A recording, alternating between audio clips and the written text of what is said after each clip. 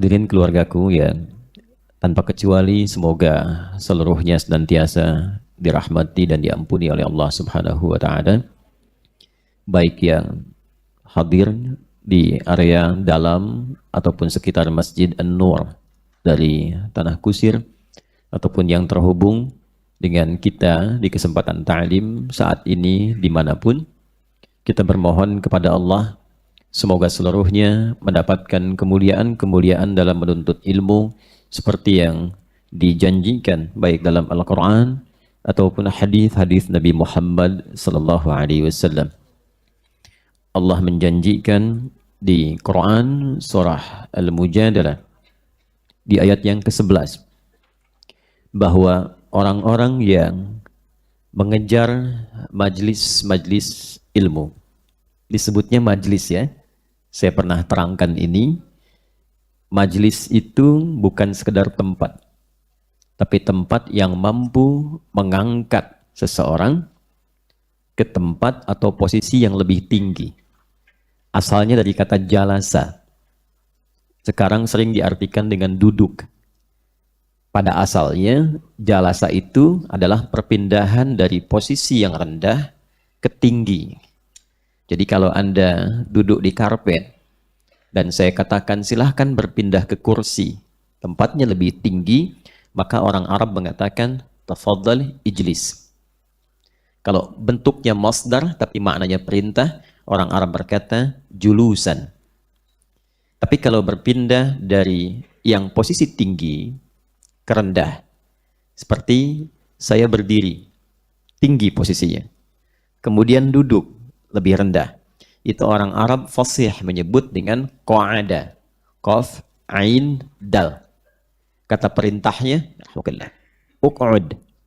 Bentuk masdar, tapi mengandung makna perintahnya, qu'udan. Karena itu orang yang tak mampu sholat berdiri, karena kondisi fisiknya secara medis tidak memungkinkan, maka diperkenankan oleh Allah untuk duduk. Dan kalimatnya di Quran tidak menggunakan kata julusan, tapi qu'udan. Nanti di surah An-Nisa misalnya, surah keempat, di ayat 103, Allah berfirman, فَإِذَا قَضَيْتُمُ الصَّلَاةَ فَاذْكُرُوا اللَّهَ قِيَامًا وَقُعُودًا وَعَلَى جُنُوبِكُمْ. Bila Anda telah tuntas mengerjakan sholat, maka bergegaslah untuk berzikir. Karena itu pasca sholat kita zikir kan? Ya? Astaghfirullah, astaghfirullah, astaghfirullah, dan seterusnya zikir. Itu saking pentingnya zikir itu, kalau kita dalami, Al-Quran memberikan pesan, sesibuk apapun, jangan sampai tertinggalkan. Sekalipun itu mesti dilakukan dalam keadaan berdiri. Kadang kan ada yang merasa sibuk ya, dengan urusan dunia, sehingga lupa dengan kesibukan dan bekal akhiratnya. Dia kejar dan keluar bahkan sebelum gelap. Berangkat gelap, kembali gelap. Dan karena merasa sibuk setelah sholat subuh salam, langsung pergi. Ya, itu kata Al-Quran, sekalipun merasa ada kesibukan tertentu, karena istimewanya zikir ini, kalau bisa tuh jangan ditinggalkan, sambil berdiri, sambil jalan. Ya, kan tidak sulit melakukan itu. Sambil di mobil, sambil pulang, sambil jalan, astagfirullah, astagfirullah, astagfirullah. Manfaatnya banyak. Nah, kalau kita ada kesenggangan, kenyamanan, sambil duduk. Ya, baik, ini dari posisi tinggi ke rendah. Tapi kalau dari rendah ke tinggi, berubah katanya menjadi julusan. Tempatnya disebut dengan majlis. Ya kan? Tempatnya disebut dengan apa? Majlis. Jadi majlis itu tempat yang mampu mengangkat seseorang dari posisi rendah ke tinggi. Karena itu kenapa tempat para ulama disebut majlis? Majelis Ulama Indonesia. Disingkat dengan MUI. Karena di tempat itulah hadir orang-orang terhormat yang membimbing umat mengangkat dari posisi rendah ke tinggi. Jama' dari majlis itu majalis. Nah, kata Al-Quran, insan beriman itu kalau mereka mengejar pengetahuan, beda caranya. Beda dengan yang belum beriman. Jadi insan beriman itu semua perbuatan aktivitasnya tidak pernah dikerjakan kecuali segala yang bermanfaat saja. Apapun itu. Kalau memandang yang bermanfaat. Tak bermanfaat tidak dipandang. Kullil mu'minina yaghuddu min absarihim. Wa kullil mu'minati yaghuddna min absarihinna.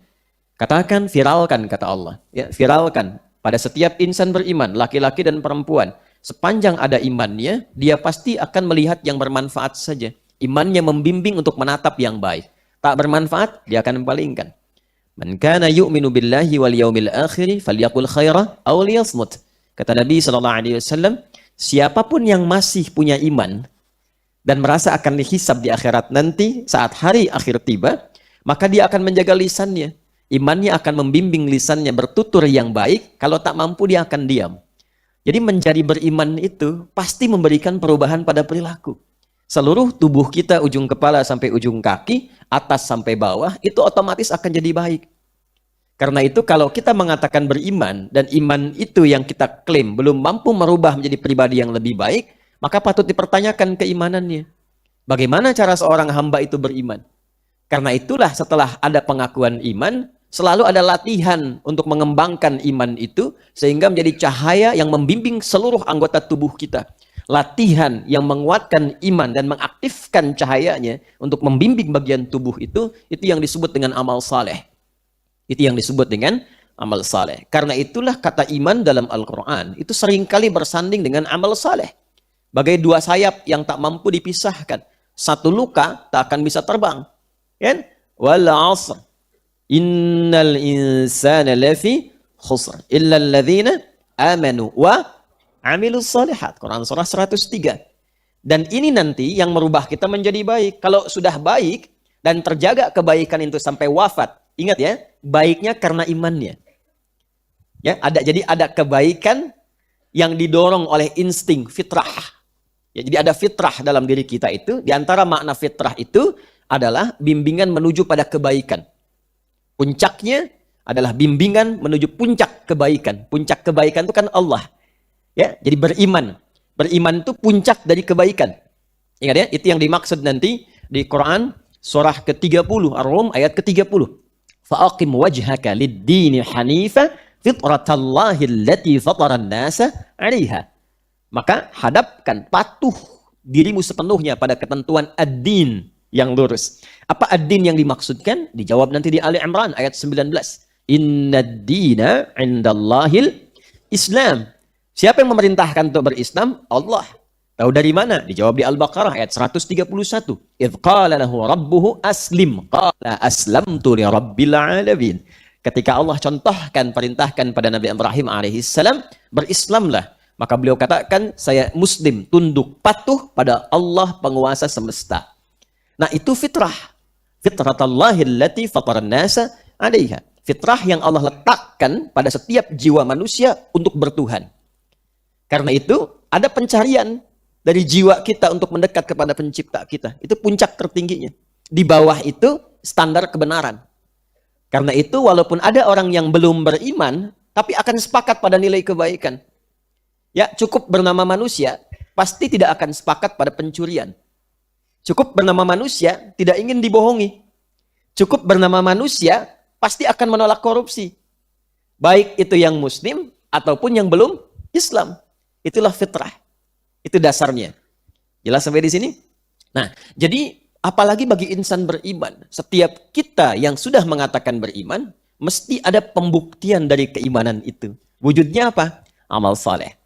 Kalau konsisten menjaga ini sampai wafat, maka Allah memberikan kabar gembira bahkan sebelum dia wafat dengan menjamin surga untuknya. Itu ada di Quran surah kedua Al-Baqarah ayat ke-25. وَبَشِّرِ الَّذِينَ آمَنُوا وَعَمِلُوا الصَّالِحَاتِ. Iman dan amal saleh. Apa jaminannya? أَنَّ لَهُمْ جَنَّاتٍ تَجْرِي مِنْ تَحْتِهَا الْأَنْهَارُ. Maka sungguh aku tegaskan, disiapkan untuk mereka beragam surga. Ingat kalimatnya, beragam surga. Jadi surga itu ada ragamnya juga. Ada 8 nanti kurang lebih yang pokok pintu surganya. Dan 8 ini bergantung amal solehnya. Nanti yang rajin tahajud, ada namanya babut tahajud. Yang rajin puasa, ada babur rayyan. Yang rajin sedekah, ada babus sedekah. Dan ada yang dipanggil, diperebutkan oleh seluruh pintu surga itu.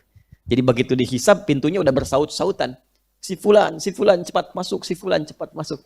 Dan ada satu di antara hamba-hamba Allah itu, yang bahkan sebelum masuk, semua malaikat diperintahkan oleh Allah untuk berdiri di depan pintu surga menyambut satu hamba yang mulia itu yang berkenan dengan izin Allah, bahkan menggandeng kedua orang tua, pasangan, dan keluarga besarnya. Itulah diantaranya Ahlul Quran. Ahlul Quran. Ahlul Quran dibagi 3 bagian. Ada yang senang membaca, belum hafal, tapi senang baca. 1 hari 1 juz, 1 hari 2 juz. Ada yang nggak nyampe 1 juz, tapi istiqamah 1 halaman misalnya. Tapi senang dengan itu, konsisten. Konsisten terus dibaca itu. Hafal belum? Paham belum? Tapi cintanya kepada Quran menjadikan hatinya tertaut tak ingin terpisahkan. Sehari selalu ingin baca. Itu Ahlul Quran. Level pertama. Level kedua nanti yang senang mengkaji dan mengamalkannya. Karena itu dulu di zaman Nabi SAW pendidikannya itu ngaji dan paham. Ya, jadi ada beberapa riwayat yang sampai kepada sahabat Nabi SAW. Seperti kita contohkan misalnya Abu Abdurrahman As-Sulami. Itu yang meriwayatkan hadis yang sangat viral ya, dari Nabi SAW. Ya khairukum man ta'allama al-Qur'ana wa 'allamah. Yang terbaik di antara hamba Allah itu kata Nabi ialah orang yang sabar belajar Al-Quran lalu mengamalkannya. Bagaimana cara beliau belajar? Kata beliau, akhadtul Qur'ana, saya ini belajar Quran an qaumin, dari banyak kalangan dari sahabat, bukan 1 2. Beliau belajar dari Utsman bin Affan radhiyallahu taala anhu, sahabat-sahabat yang lainnya, dan metodenya semua sama. Tidak buru-buru. Ya, kata beliau, kami belajar tuh 5 dulu, paling banyak 10 ayat. Kami pahami isinya, kami amalkan. Ya, jadi wata'allamna al-Qur'ana wal 'amala ma'an. Maka kami belajar Quran dan mengamalkannya secara bersamaan. Nah, ini yang dimaksud level yang kedua. Ahli Quran yang senang mengkaji Al-Quran, lalu konsisten untuk mengamalkannya. Itu yang kami pernah sampaikan, teman-teman dengan berbagai profesinya, kenapa tidak mengeluarkan ayat Quran sebagai bimbingan kehidupan? Pebisnis, keluarkan ayat-ayat bisnis, kumpulkan teman-teman pebisnis, ngaji tentang ayat itu. Ya kan? Demikian juga profesi-profesi lainnya. Itu level kedua. Kalau konsisten mengamalkan itu sampai dengan wafat, Ahlul Quran. Dan yang ketiga, ahli Quran yang sangat mencintai Quran dan ingin membawa Quran sampai dengan wafatnya. Dia mengamalkannya. Dan dia menjaga Quran dalam jiwanya. Bukan hanya saat hidup, tapi saat wafat pun dia wafat bersama Quran dia. Itu tingkat yang tertingginya. Namanya Hamilul Quran. Jamaknya Hamalatul Quran. Ya, atau disebut dengan Quranun Yamshi, Quran berjalan. Jadi akhlaknya pun Quran, bukan cuma hafal ya. Kalau hafal aja mudah, Pak. Ibu, hafal aja mudah. Bahkan non-muslim itu bisa juga menghafal Quran, bisa. Ya, tapi tidak semua penghafal Quran bisa menjadi ahlul Quran. Nanti ada 3 golongan disebutkan di surah Fatir, surah 35 di ayat 32. Thumma awrathna al-kitaba alladhina istafayna min 'ibadina faminhum zalimun li nafsi wa minhum muqtasid wa minhum sabiqun bil khairati biiznillah. Ada penghafal Quran itu nanti yang zalim. Ya, Qurannya tidak dipakai untuk membimbing hidupnya. Dia hafal tapi Qurannya tidak digunakan sebagai petunjuk hidup. Malah dibawa kepada tujuan dunia. Dipotong-potong ayat hanya untuk mendapatkan misalnya cuan tertentu. Ya, menyampaikan potongan-potongan ayat untuk menguatkan pendapat, tapi salah menggunakannya karena dibawa pada kepentingan hawa nafsu. Akan ditemukan yang seperti itu. Ada kan orang hafal qul huwallahu ahad ya, tapi lisannya bisa mengatakan semua agama sama. Menuju pada Tuhan yang sama, cuma caranya beda-beda. Nah itu zalimul li nafsi. Dari dulu sudah ada yang begitu diisyaratkan kata Al-Quran.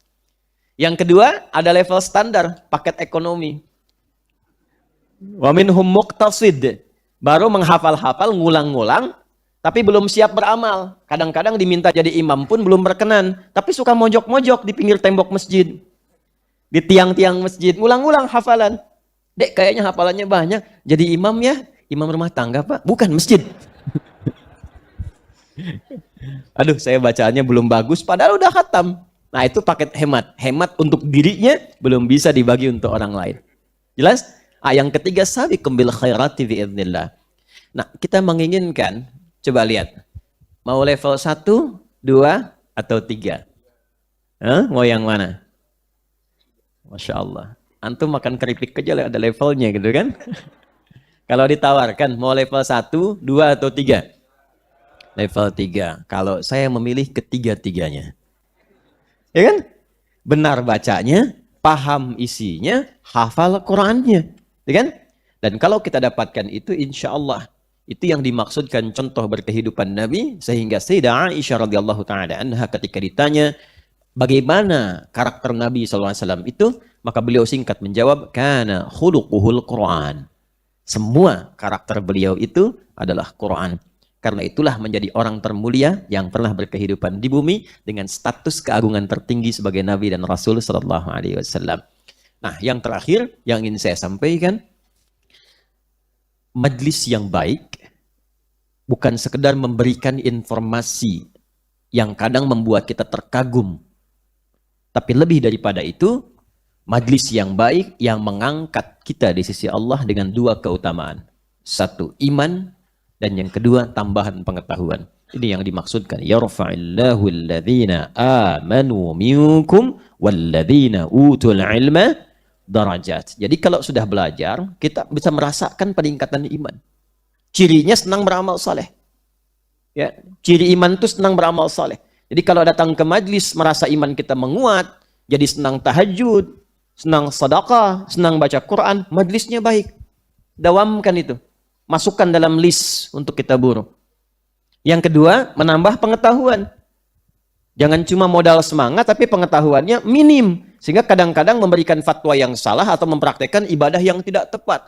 Saya harus berubah. Saya tobat, ya Allah.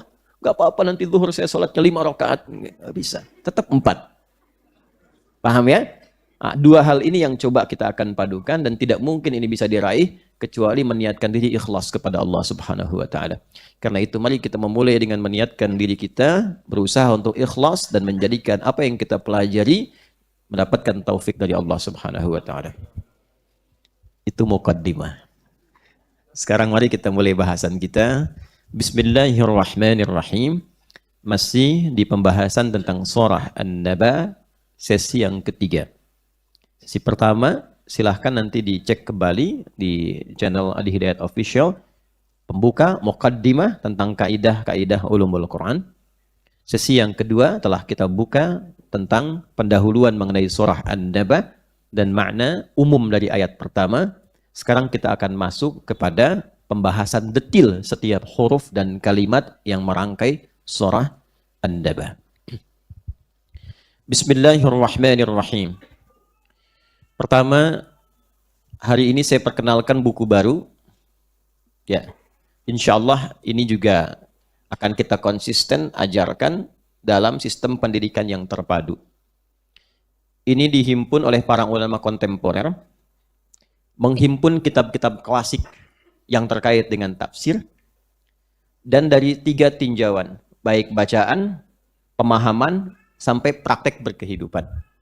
Pusatnya ada di Mekah, namanya Yayasan Wakaf An-Naba'il Azim. Untuk bacaan disupervisi oleh imam-imam Masjidil Haram.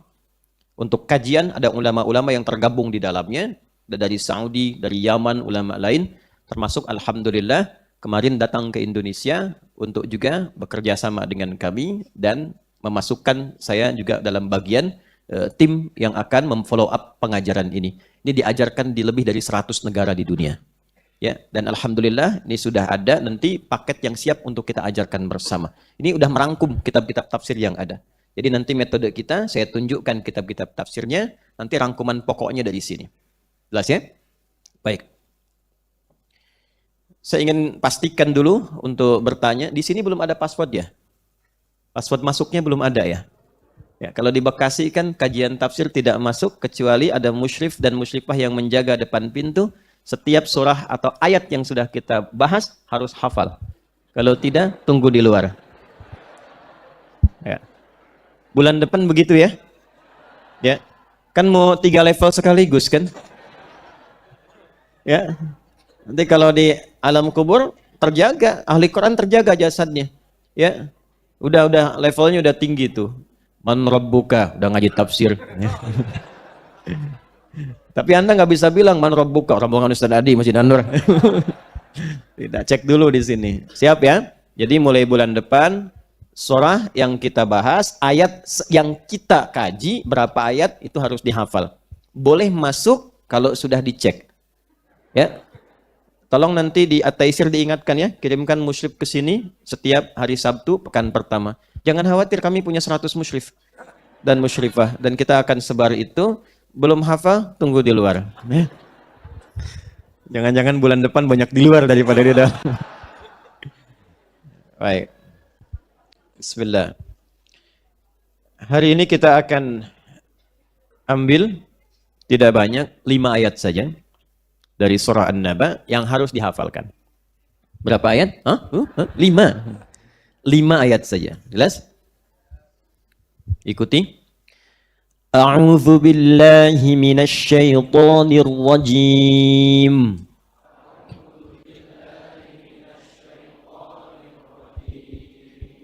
Saya pernah ingatkan bukan du tapi du. Du. Ya, a'udzu. Kalau a'udu ada ya'udu balik, kembali. Ya kan? A'udzu billah, saya akan kembali kepada Allah, minta meninggal. Jelas. Lidah yang depan sedikit saja. Ini gigit sedikit oleh gigi serinya. Zu. Nih, lidah yang depan ini, gigit sedikit di gigi serinya. Zu. Nanti habis kajian pulang sampai rumah, zu ya. A'udzu. Baik. A'udzu billahi minasy syaithanir rajim.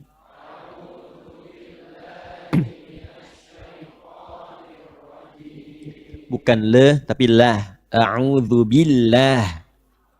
Kalau ada kasrah pasti a ke atasnya. Billah bukan billah. Ya, qari juga hati-hati ya. Saya sering dengarkan tuh kalau baca tajwid qiraah mujawwadah itu, qari suka ada bukan a. A'udzu billah. A'udzu billahi minasy syaithanir rajim.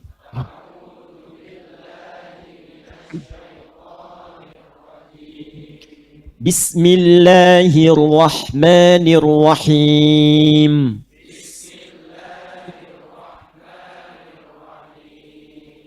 Amma yatasaalun.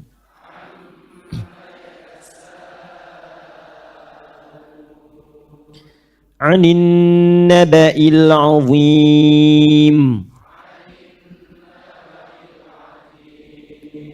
Azim. Baik. Alladzi hum fihi mukhtalifun.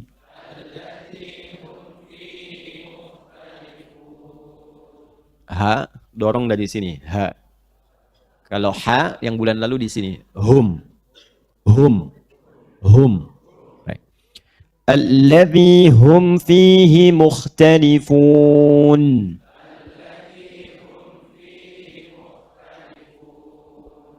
Kalla saya'lamun. Thumma kalla saya'lamun. Tha sama dengan dha tadi. Dha dengan tha makhrajnya sama, cuma sifatnya beda. Paling gampang gini, saya tunjukkan cepat saja. Lidah yang depannya ini gigit sedikit lagi gigi seri. Ta. Thu. Ta, ti. Thu. Oke. Ta. Nah, ada sa, ada s.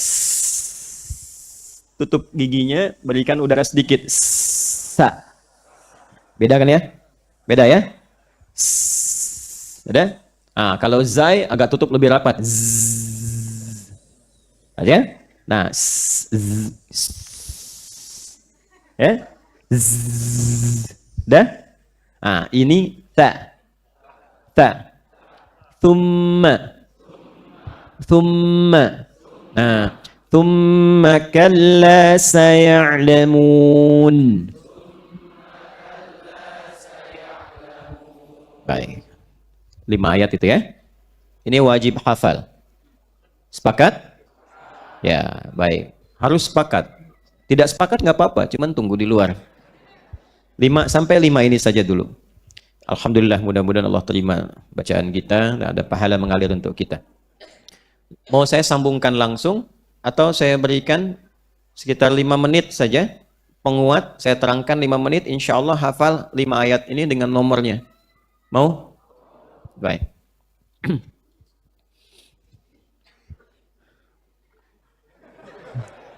Kelihatan? Oh, betul. Pakai ini dulu. Oh, ini ada spidolnya. Bismillah. Di situ ada layarnya, jadi bisa terlihat insya Allah. Ibu kelihatan, Bu? Ya. Ibu sebelah sana imannya kuat, belum saya tulis sudah kelihatan. Baik. Surah An-Naba. Bismillah. Baik, kita ambil 5 ayat saya dulu ya. Perhatikan baik-baik, belum kita mulai ya, pelan-pelan. Saya tuliskan 1, 2, ya, 3, sini, 4, 5. Ya. Sini saya buka depannya saja. Ya. Ya.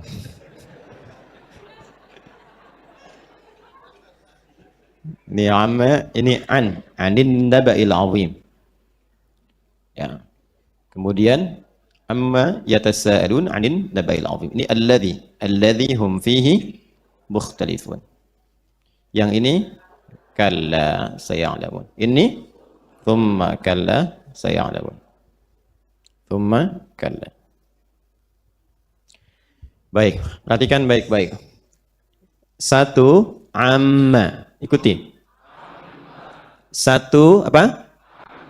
Baik. 2 an. 2 baik. Pelan-pelan. 3 alladzi. Ulangi. 3 apa? 4 kalla. 4 apa? Baik. 5 thumma kalla. Baik. Pelan-pelan. 5 apa? Baik. Ulangi. 1 apa? 2, 3, 4, 5. Baik. Sekarang kita mulai hitungannya ya. 5 menit kita hafalkan. Perhatikan. 1 apa tadi? Amma yatasaalun. Baik ya? Baik. 1 apa? 2. Baik. 1 apa? 2. 2. 1. 3 di tengah-tengah. Alladzi. 3. 1. 3. 2. Baik. 4 kalla. 4. 3. 1. 2. 4. Oke, terakhir 5. 5. Lihat tangan saya, langsung bacakan ayatnya.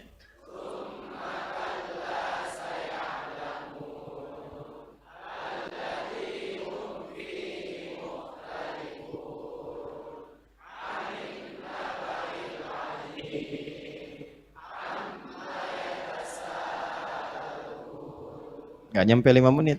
Udah hafal kan? Dengan nomornya 5 ayat. Ternyata gampang kan? Kemana aja selama ini? Hah? Udah hafal kan? 5 menit dengan nomornya. Nih, kalau mau kelihatan luar biasa begini. Surah yang ke-78 surah apa? An-Naba. Berapa jumlah ayatnya? Turunnya di mana? Di Mekah. Baik. Jadi masuknya Makkiyah atau Madaniyah? Makkiyah. Apa bunyi ayat ketiga? Yang kelima? Yang kedua? Yang keempat? Masya Allah. Luar biasa. Ini. Tuh. Hati dan pikirannya sudah bersama Quran. Padahal ini kosong, nggak ada apa-apa. Kalau tiap hari dibiasakan begitu, begitu melihat angka itu Quran semua. Quran semua. Peci nomor berapa Ustaz Adi? Yukhadi'una Allah walladzina amanu. Anak berapa? Tsumma kalla saya'lamun. Istri berapa? Amma yatasaalun. Ada rencana tambah? A'udzubillahi minasyaitonirrajim. Sudah ya, paham? Yuk kita mulai. Sudah. Berarti saya sudah berikan kan?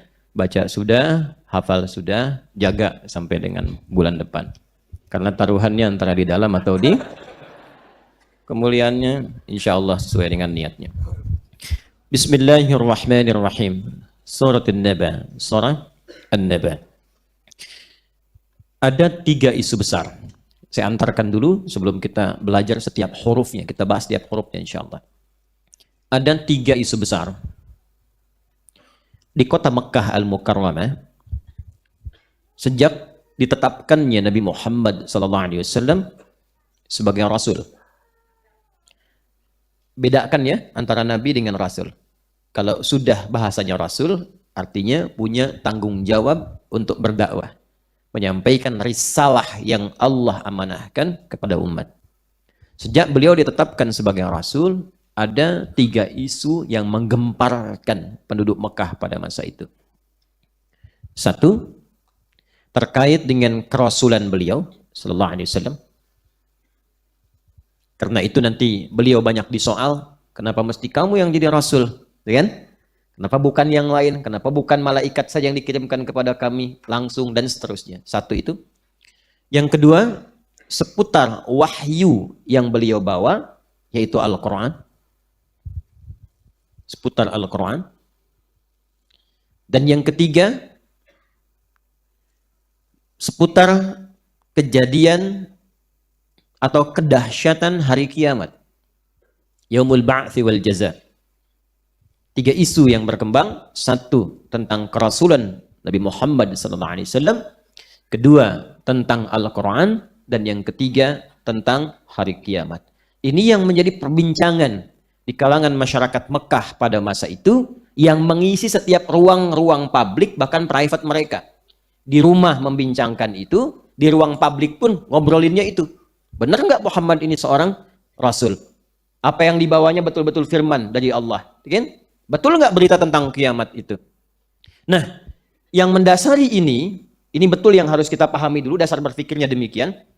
Kita mesti memahami terlebih dahulu bahwa masyarakat Mekah itu pada umumnya semuanya itu percaya dengan Allah. Ingat itu ya.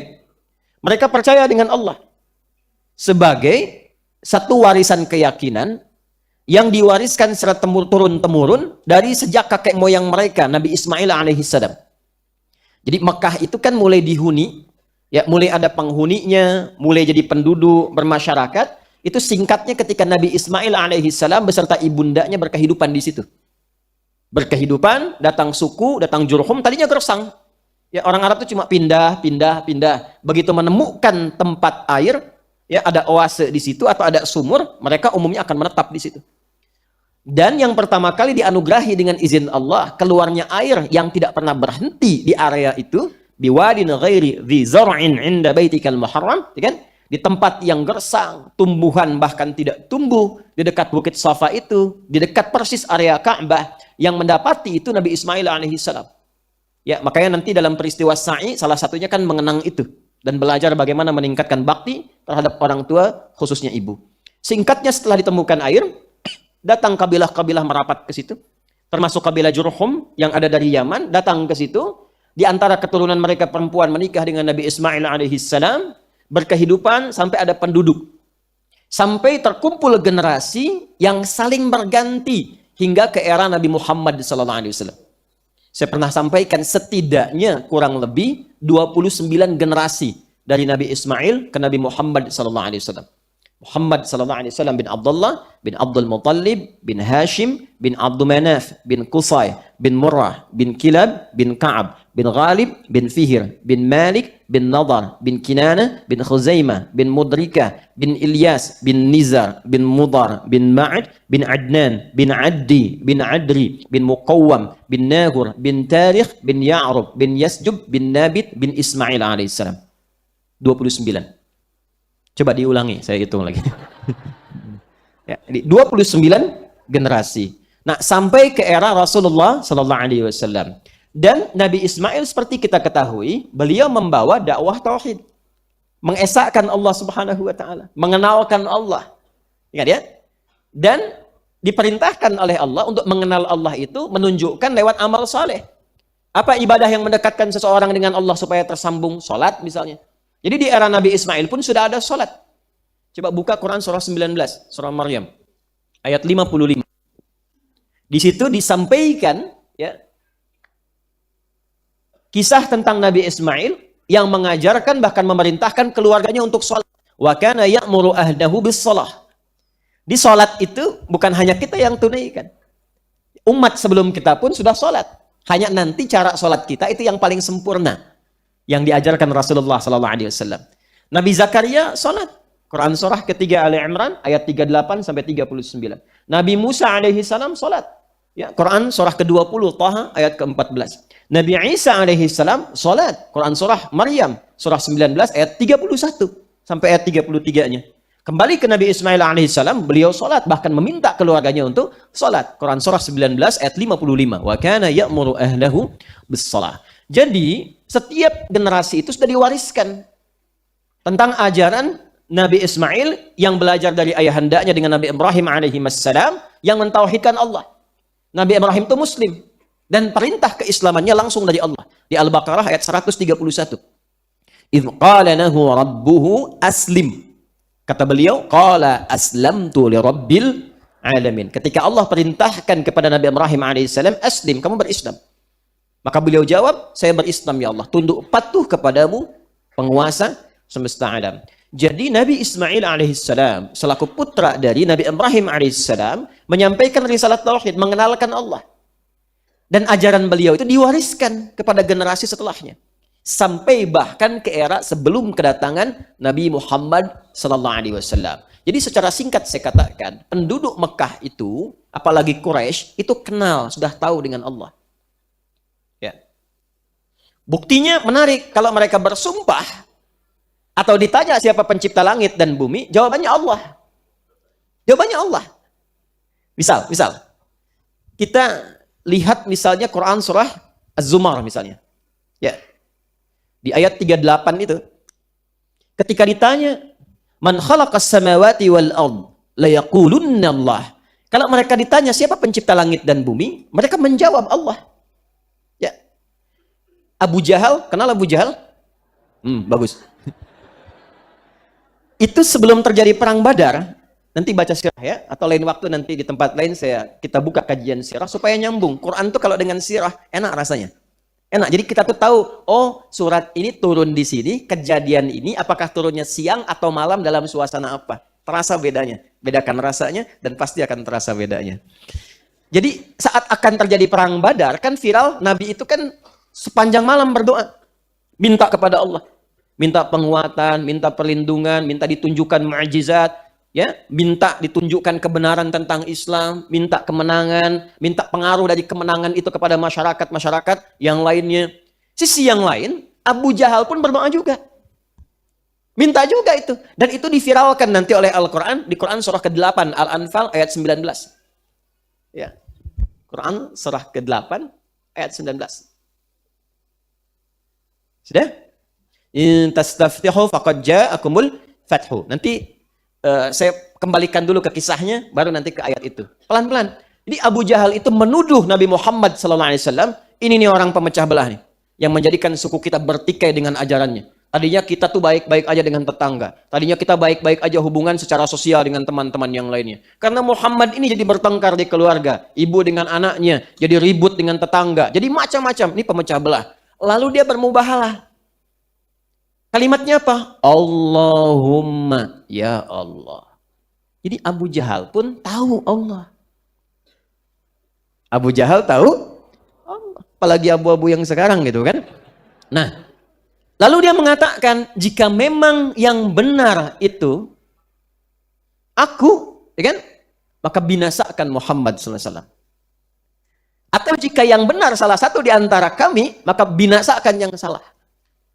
Maka dijawab oleh Allah dengan turunnya Quran surah 8 itu ayat 19. Apa yang kamu minta telah tetap ketentuannya. Tapi masih dikasih kesempatan. Tapi kalau kamu taubat, berhenti dan pulang, itu lebih bagus kata Allah.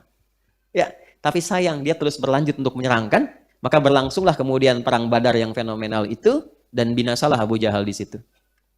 Jadi saya ingin tunjukkan bahwa peta keadaan masyarakat Mekah bahkan sampai era Nabi pun itu kenal dengan Allah. Cuma problemnya cara mendekati Allahnya salah. Gitu. Tahu Allah pencipta, tapi tidak kenal bagaimana cara mendekati Allah. Karena ternyata dengan bergesernya masa itu terjadi perubahan-perubahan, tepatnya ketika beberapa waktu sebelum kedatangan Nabi Muhammad SAW, ada seorang tokoh bernama Amr bin Luhai. Amr bin Luhai. Ini pelajaran besarnya. Nanti saya tunjukkan ini dulu supaya kita bisa belajar bagaimana kita bisa mencari referensi untuk mempelajari agama. Amr ini orang baik, Pak. Bu. Bin Luhai ini. Sering donasi, kaya orangnya. Sopan sama orang, sering nyumbang. Ya, sehingga mendapat status terhormat di kalangan masyarakat pada masa itu. Dan hampir menyimpulkan bahwa ini ulama besar. Wali bahkan. Karena kelihatannya suka memberi, suka menolong, memuliakan Ka'bah, ya kan? Orangnya sopan, dihormati, sepakat. Ini orang-orang terpandang, orang terpercaya. Cuman masyarakat juga nggak paham kalau ini bukan ahli agama. Jadi tidak semua yang datang ke masjid itu sekalipun bagus, misalnya baik hubungannya, suka menyumbang, ya kan? Datang ke masjid, perhatian terhadap masjid, tapi jangan tempatkan melebihi kapasitas keilmuannya. Jangan jadikan rujukan untuk bertanya masalah agama kalau memang tidak paham agama. Karena problemnya dari sejak era jahiliyah itu, semua orang kayaknya bebas bicara agama. Nah ini penyakit sekarang mirip-mirip tuh begitu. Kalau Anda sakit kan tanya dokter, kan? Yang berhak bicara dokter. Dokter mata pun hanya berhak untuk mata saja. Kalau komen tentang jantung, malpraktek. Malpraktek masuknya. Sekarang para ekonom punya kapasitas dan otoritas untuk bicara tentang ekonomi. Kalau saya bicara ekonomi, saya akan disoal. Anda siapa? Anda kan bukan ekonom. Gitu kan? Jadi semua punya kapasitasnya. Tapi sekarang kalau urusan agama, rasanya kok semua bisa berfatwa gitu. Ya kan? Nah itu penyakit jahiliyah dulu begitu. Karena ini dianggap baik, ini dianggap orang yang jadi rujukan, ya, dan punya kebiasaan yang mulia di kalangan masyarakat, maka diangkat melalui kapasitasnya. Ya. Nah, sekarang kan yang repotnya juga begitu. Dipakein jubah aja udah menjadi syekh. Ya kan? Nah ini problemnya gitu. Maka nanti ada tingkatan-tingkatan, ada da'i, ada muballigh, ada alim, ada faqih, ada qadhi, itu berbeda. Problemnya ketika ini berangkat untuk berdagang ke Syam. Syam itu sekarang 4 negara wilayahnya. Ya, ada Lebanon, ada Syria, ada Jordania, ada Palestina. Sampailah di wilayah namanya Ma'rib. Ma'rib. Di situ ada suku dulu Amalik namanya. Ya, Amalik. Problemnya ketika sampai ke Syam ini, di Syam itu sudah pada musyrik di wilayah Amalik itu. Dia nyembah berhala, banyak berhala. Ini karena nggak punya ilmu, Amr bin Luhai, sampai ke Syam, dia menyimpulkan Syam itu kan kotanya para nabi. Nabi Ibrahim dari situ. Ya kan? Ya? Halo? Nabi Ismail juga berangkatnya dari situ, lahirnya di situ. Nabi Ishak di situ. Ya, Nabi Daud di situ, Nabi Sulaiman di situ. Ini kota para nabi aja, kelihat nyembah berhala, disimpulkan, oh begini cara mendekati Allah itu harus lewat berhala. Maka sebelum pulang kembali ke Mekah, tanyalah sama orang Amalik, boleh nggak kasih saya hadiah, satu berhala aja untuk dipakai di Mekah. maka diberikan hadiah namanya berhala Hubal. Hubal itu kalau kita bawa sekarang pemahamannya disebut dengan dewa bulan. Ya, Hubal namanya. Maka dibawalah kemudian ke Mekah dan disampaikan karena orang Mekah terlanjur menganggap orang ini sebagai tokoh agama, tokoh terhormat, maka mereka yakin. Dan yang paling hebat, retorikanya juga bagus. Itu yang di Syam aja, kota para nabi, ternyata cara mendekati Allahnya pakai berhala. Maka sejak saat itu Hubal ditempatkan di dalam Ka'bah. Ternyata yang datang ke Mekah pun di musim-musim haji, itu ada hajian juga Pak. Karena sejak Nabi Ismail dan Nabi Ibrahim kan diperintahkan meninggikan Ka'bah dan berhaji kan. Itu terwariskan juga. Uniknya kalangan masyarakat pada masa itu, yang dari Syam datang ke Mekah, karena sudah tahu di dalam Ka'bah ada Hubal berhala, maka mereka pun datang ke sana lagi bawa berhala. Dan menyebar kemudian di Kudet, yang wilayah Jeddah, Musyallal itu sekarang, Laut Tepi Merah itu, ada berhala namanya Lata. Kemudian di daerah Taif ada Manat. Ya, Manat.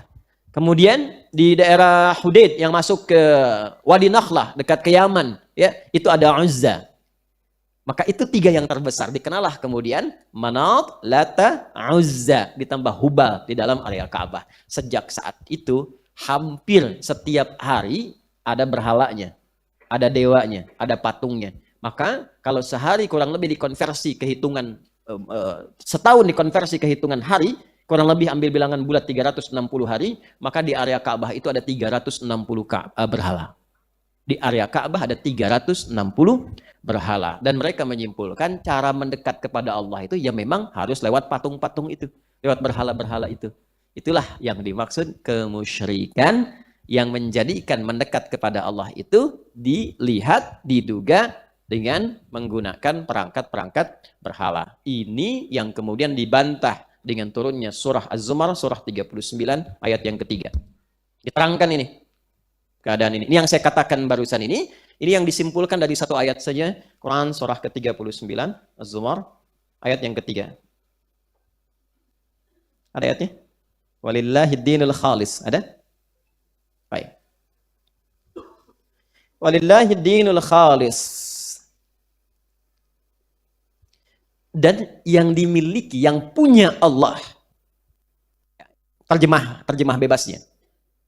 Kalau kita ngambil makna tafsirnya, din yang benar, yang ditetapkan oleh Allah, khalis, yang bersih. Khalis itu dari kata khalasa, sesuatu yang nggak ada campurannya. Ya, yang nggak dicampur-campur, langsung nyembahnya ke Allah. Ibadahnya ditetapkan oleh Allah. Ya, perhatikan pelan-pelan.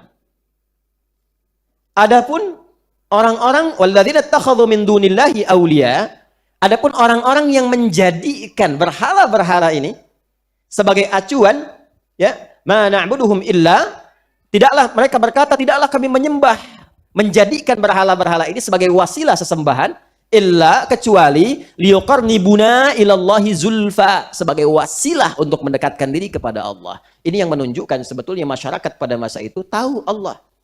Cuman karena peran orang yang seperti ini, dijadikanlah kemudian cara menyembah Allah menggunakan wasilah yang salah dalam penyembahannya. Salah dalam menyembah Allah ini sehingga terkesan menduakan, mentigakan, bahkan membanyakkan Allah, mensyarikatkan. Dalam bahasa Arab jadi disebut dengan asyraka yusyriku isyrak. Isyrak, orangnya disebut dengan musyrik, perbuatannya disebut dengan syirik. Jelas? Nah, karena itu orang-orang Arab pada masa itu, istilah yang dilekatkan oleh Quran, itu istilahnya musyrik. Jelas? Sebab mereka sesungguhnya kenal dengan Allah, tapi menempuh jalan yang salah, sehingga menduakan atau membanyakkan Allah pada masa itu. Paham sampai sini? Baik, pelan-pelan ya, saya antarkan sejenak. Yang kedua unik Pak Ibu. Dalam rangka menyembah Allah, mengagungkan Allah ini, tahu mereka haji itu tahu. Cuman sekarang caranya sudah salah. Tawaf juga. Mereka tawaf. Cuma yang ditawafi berhala, yang di Ka'bah. Tapi ini mungkin tidak banyak orang tahu ini. Ciri-cirinya menarik sekali dan selalu akan terwariskan. Jadi kalau mereka tawaf, mereka itu harus tawaf dengan pakaian atau perangkat yang melekat pada tubuh yang dipastikan bersih dari segala sumber yang buruk. Bahasa kitanya harus halal. Dan harus baru. Harus baru. Sebab mereka beranggapan kalau pakaian yang lama ada maksiatnya di situ. Jadi kalau tawaf harus pakai yang baru karena belum pernah dikenakan, ya baru dipakai dan belum pernah dipakai maksiat. Sejahiliyah-jahiliyahnya orang jahiliyah. Ingat kalimatnya? Sejahiliyah-jahiliyahnya orang jahiliyah itu kalau mau tawaf mereka nggak mau pakai pakaian haram. Ya. Tapi jeleknya kalau nggak mampu beli baju baru, mereka tawaf dengan bertelanjang. Itu cara berpikirnya seperti itu. Jadi mereka memahami Allah itu nggak senang yang haram. Allah nggak senang yang buruk. Mereka tahu itu. Makanya ketika mau tawaf pun, itu menggunakan pakaian-pakaian yang mereka duga pakaian yang paling halal. Dan yang paling menarik, kalau terjadi sesuatu pada Ka'bah ingin diperbaiki, mereka nggak akan mau nyumbang kecuali dipastikan hasil yang mereka dapatkan itu yang halal. Makanya yang terkumpul cuma sedikit, padahal yang kaya banyak. Tahu nggak pesan hikmahnya apa? Ini yang melekat pada karakter manusia. Biasanya orang kalau hartanya itu terkumpul dari yang salah, yang haram, sekaya apapun, tapi kalau nyumbang untuk amal soleh pasti sedikit. Karena fitrahnya akan menolak untuk memberikan yang haram. Makanya jangan heran kalau ada orang kaya, nyumbangnya dikit banget misalnya, makanya kita harus sesudon aja. Itu yang paling halal barangkali. Jangan dipotong kalimatnya ya. Diulang dulu kisahnya. Saya ingin bercerita situasinya begitu pada masa itu. Ya. Dan itu sudah mengakar. Sudah mengakar di masyarakat itu. Karena itu, ketika ada seorang anak muda, terlihat baik, luar biasa jujur, memberikan kedamaian, ketentraman, langsung mereka berikan gelar. Ini Al-Amin, ini beda sendiri. Gak pernah berbohong, gak pernah mabuk. Padahal mabuk itu perbuatan standar anak muda pada masa itu. Jadi kalau ingin terlihat keren, mabuk, jahiliyah tuh begitu. Ya. Bikin onar, jahiliyah begitu. Nantangin orang, pamer. Itu kalau ingin cari perhatian, ingin keren, itu begitu. Jadi kalau sekarang ada anak muda, cuman pamer motor, tawuran, ingin terlihat keren, udah ketinggalan zaman. Jahiliyah udah duluan. Ya. Maaf ya dengan kalimat ini. Ya. Itu sudah begitu dulu. Nah, Nabi Muhammad SAW itu beda sendiri. Ini Al-Amin nih. Lindungi, jangan ganggu, ini terhormat. Bahkan orang-orang nitipkan hartanya kepada beliau saking amanahnya. Tapi ketika diangkat menjadi Rasul, dan mulai memperbaiki, nah ini dia, ada salih, ada muslih, itu beda. Pak Soleh dan Pak Muslih itu tidak sama. Ya? Ada salih, ada muslih. Salih, muslih. Ingat ini ya. Ibu deh bu. Ibu pengen suami soleh atau muslih? Ayo. Soleh. Saya ulang ya. Ibu ingin suami yang soleh atau muslih? Soleh. Baik ya. Pertanyaannya, ibu paham nggak bedanya apa soleh apa muslih? Itu. Ibu kalau pengen suami soleh, maka dia akan baik sendiri, Bu. Belum tentu kebaikannya ditularkan kepada ibu dan anak-anak. Gak pakai oh, soleh.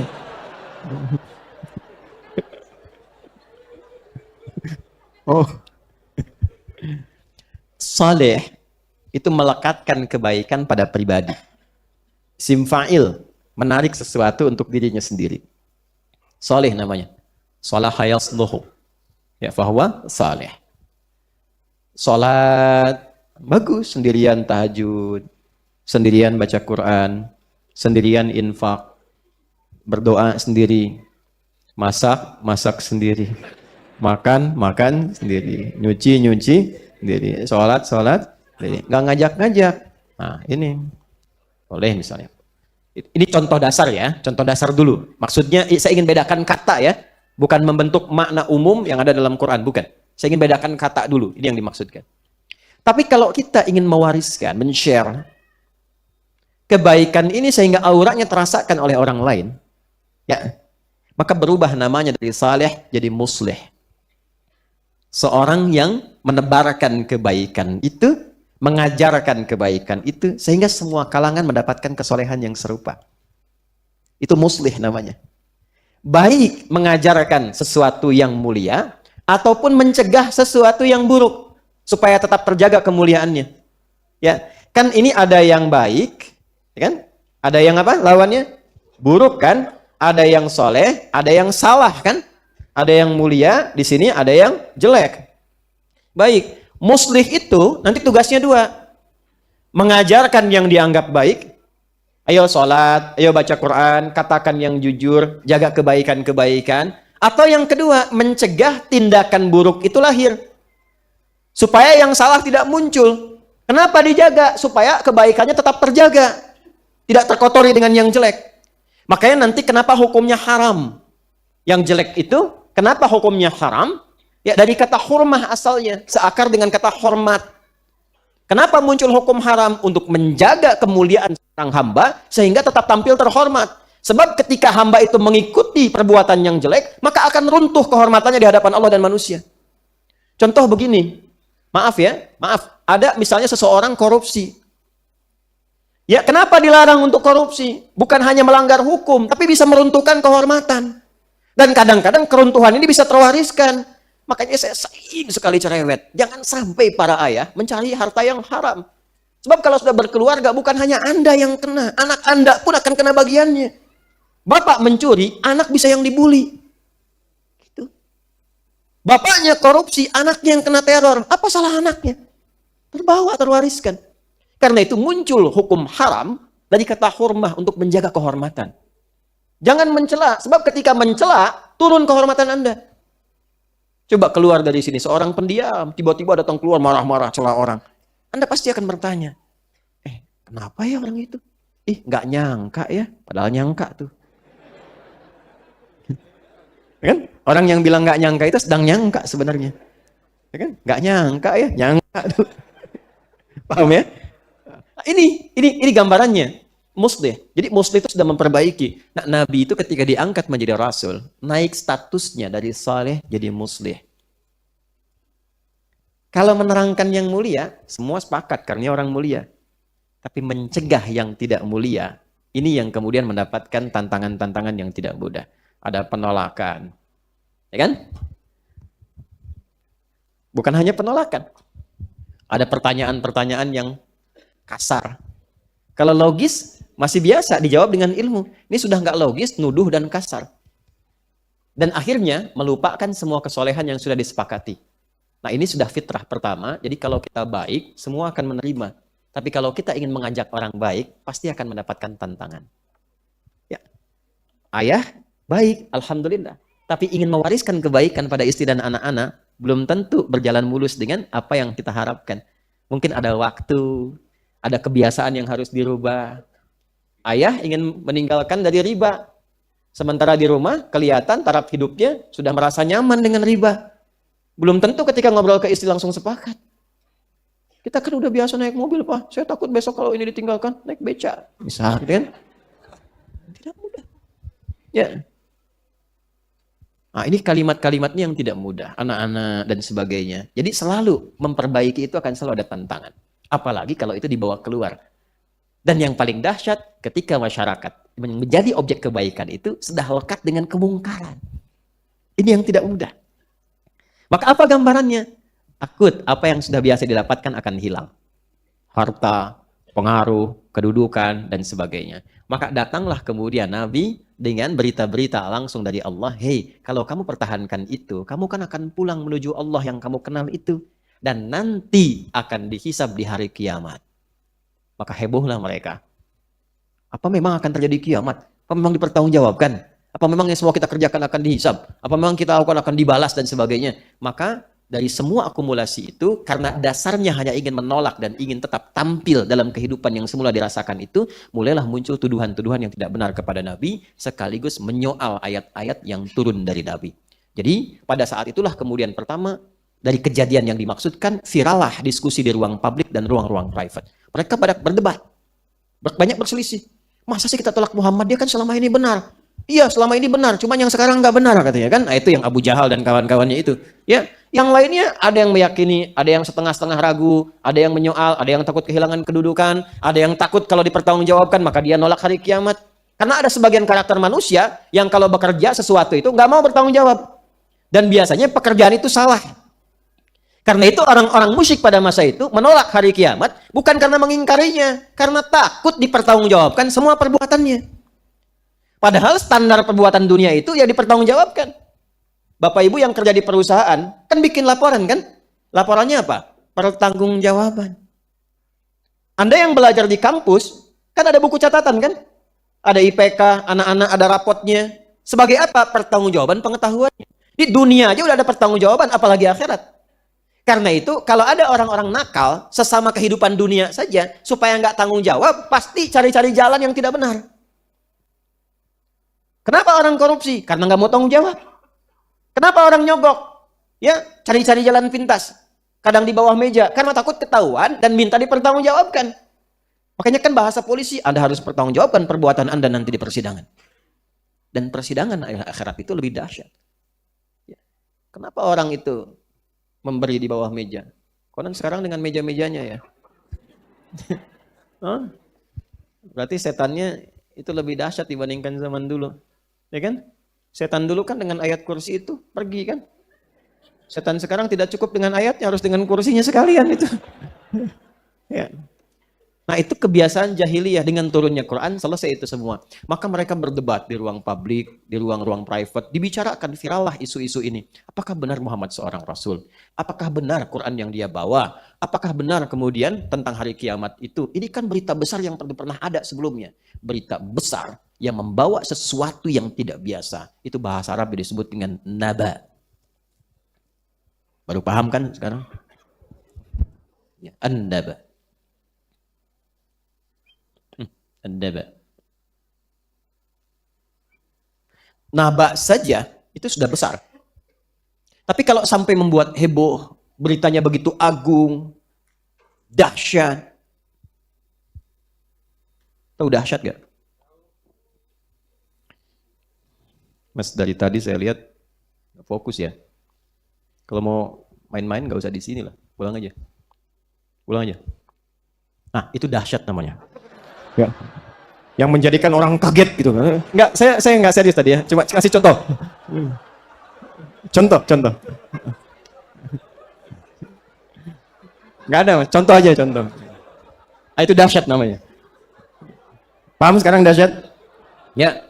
Yang menjadikan orang tuh duhisya, kaget. Ya, terus ada penasaran, ada apa sih itu gitu? Kenapa sih? Nah, itu tadi dahsyat. Ya.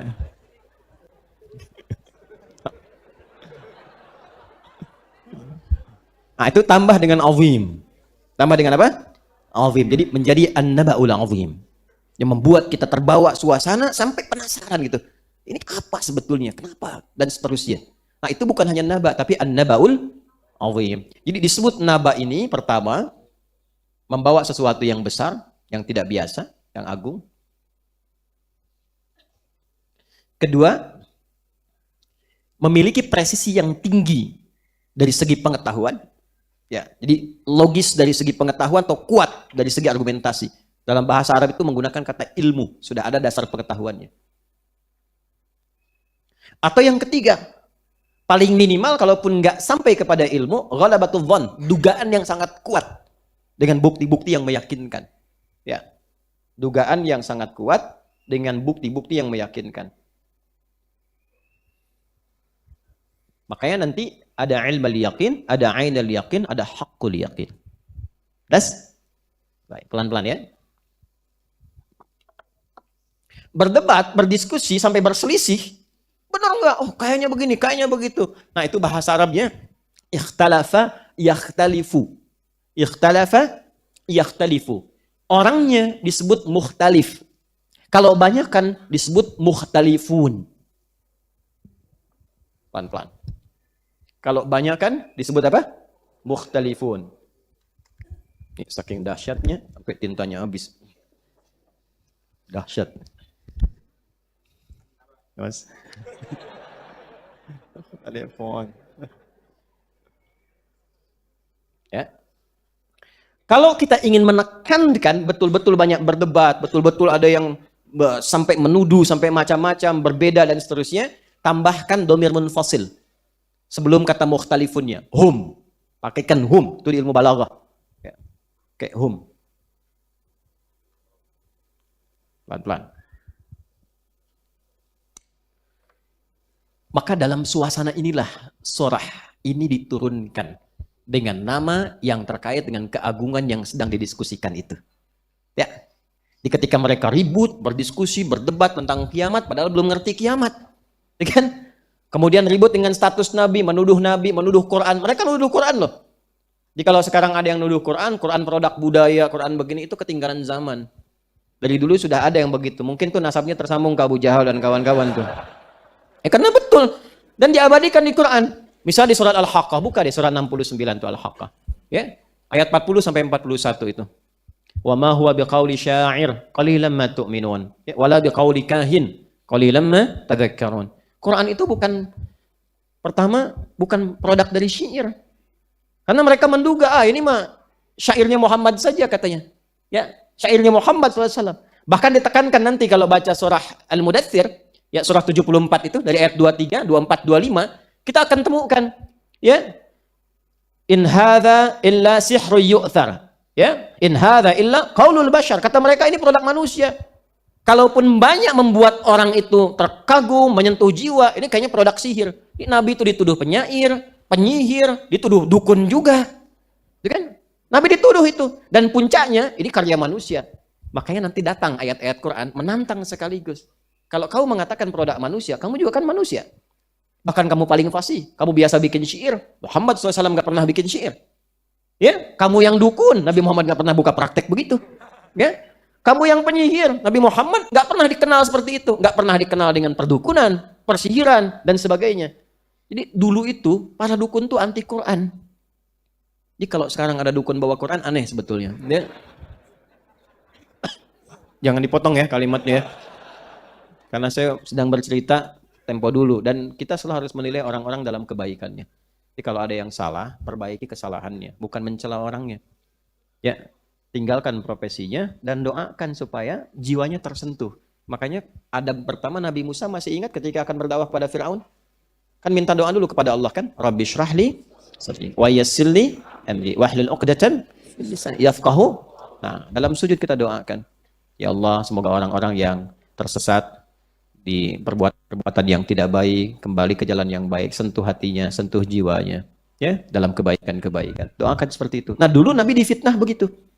Makanya turun ayat-ayat untuk memberikan pembelaan pada Rasulullah sallallahu alaihi wasallam. Nah, secara singkat dari viralnya semua ini Allah ingin meluruskan.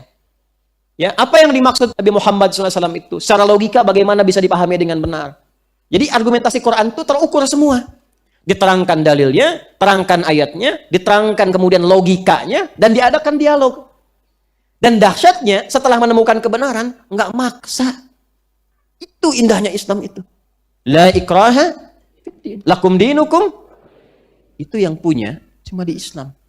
Dengan Quran yang menjadi kitab pedoman kehidupan kita itu. Coba temukan di kitab-kitab lainnya untuk dilihat saja, untuk dilihat. Sebagai muslim untuk menguatkan keyakinan kita, ditemukan nggak kalimat lakum dinukum waliyadin?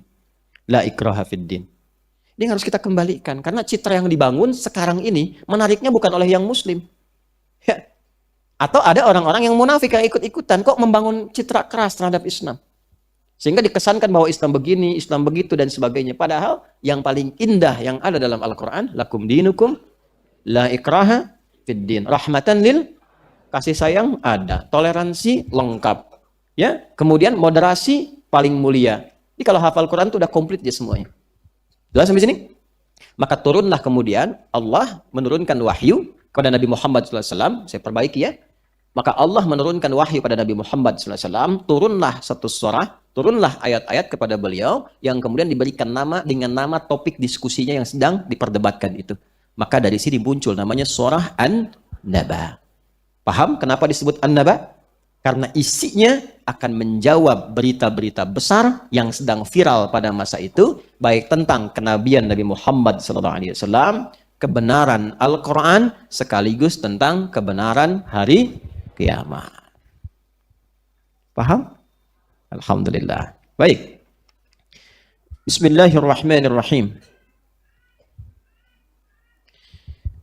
Saya urutkan dulu ya, supaya terukur semua informasinya, baru masuk ke tahapan-tahapannya.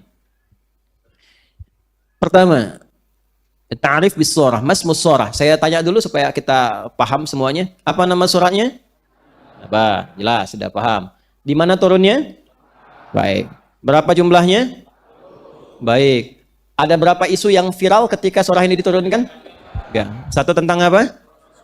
Kedua, Quran. Ketiga, baik, baik. Karena itu surahnya diberi nama dengan surah apa? Baik. Dah. Alhamdulillah. Dahsyat. Dah. Baru kita masuk. Nah, jadi ngajinya begitu. Ya. Bikin sama anak-anak. Saya dengan anak-anak suka begitu.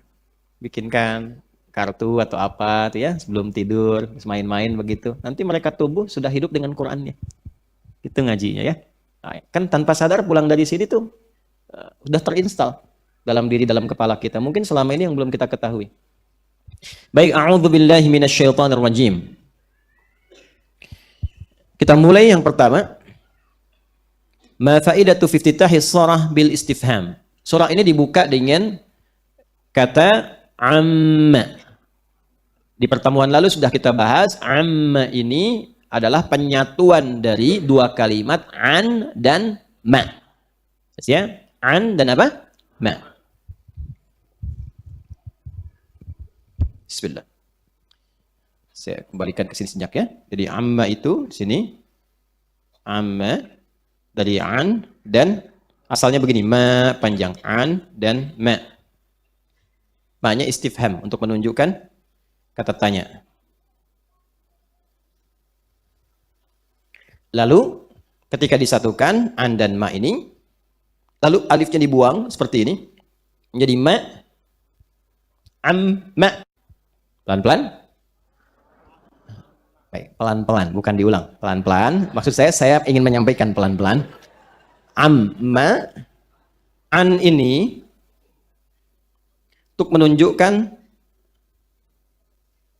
tentang pertanyaan atas satu topik. Biasanya diterjemahkan dari gitu kan, atau tentang. Jadi kalau ada an dalam bahasa Arab bisa diartikan dari atau tentang. Apa bedanya min dengan an?